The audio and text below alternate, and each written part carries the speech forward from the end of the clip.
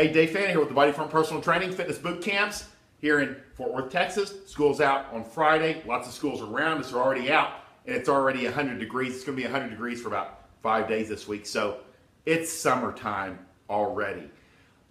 Common summertime mistakes that I see people make, which is, unfortunately, you would hope that it's just the summertime, not a big deal. I can screw it up a little bit, but usually it's pretty fatal to a person's program if they haven't been training for a few years and have a good base, and even then, you can still screw it up. So we're going to talk about the 3 major summertime mistakes even smart people make, and I've seen them try it, but usually I can circumvent that with a little bit of coaching and support. So the number 1 most common summertime mistake I see is what's called the I'm just going to take the summer off. I'm just going to take a break. And what happens is they have good intentions, but I think people underestimate the 3, 5, or 10 years that it took them to initially get their act together to get into the gym in the first place and establish these habits. And when you're not actually exercising consistently, every day you're reinforcing the not exercising habit. And it can be a very large hurdle to overcome. And what I see consistently is when they just take the summer off, it falls down to the rule of 3. They return on average 3 years later 30 pounds heavier. It usually takes about 3 years, believe it or not, to get back on the wagon, and usually about a 30-pound weight gain. That's on average. And this is very common. I've worked with thousands of people, and this is what I see very consistently. When you take the summer off, it's a 3-year, 30-pound gain.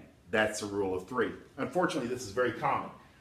Not taking the summer off is the first way to avoid the 3-year, 30-pound gain. And that's the key. And the number 2 thing is not having a plan.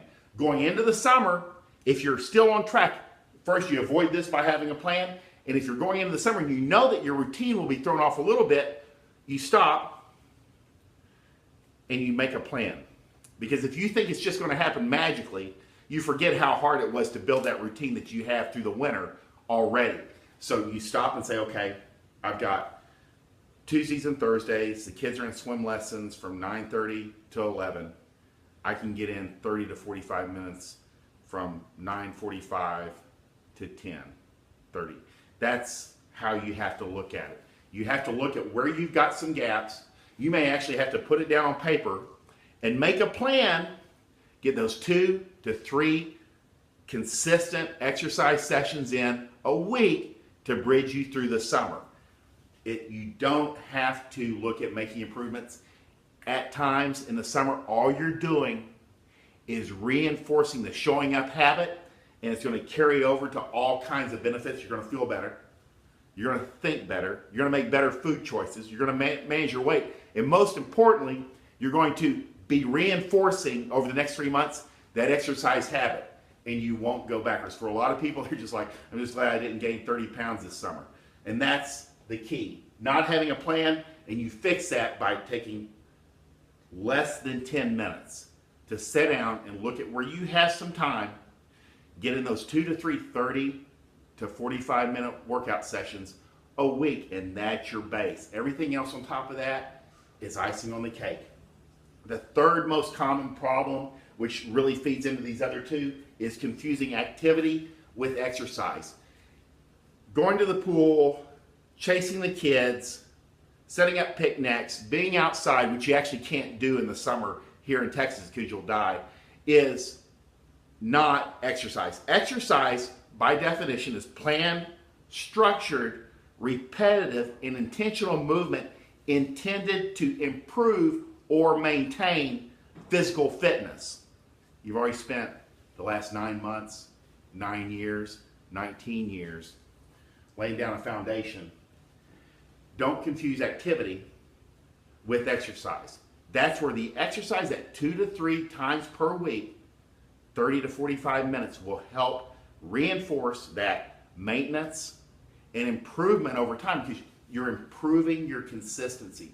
When you show up, each time you show up to exercise, you're reinforcing the showing up habit.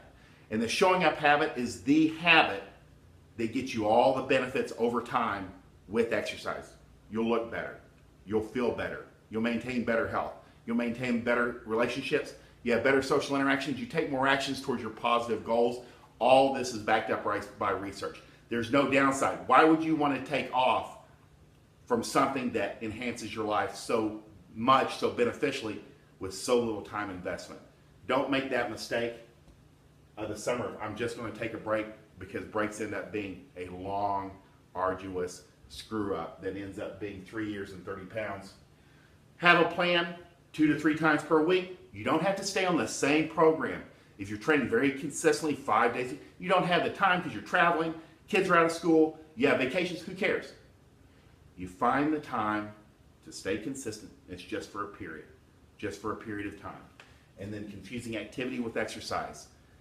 You gotta stick with your exercise, resistance training, a little bit of HIIT training, helps carry over into all the other activities you're gonna be doing, and will help you have more fun over the summer in the long run, and helps reinforce, and then you will end up in the fall in better shape than you showed up, and then you have 3 months of reinforcement of keeping your good habits. No downside.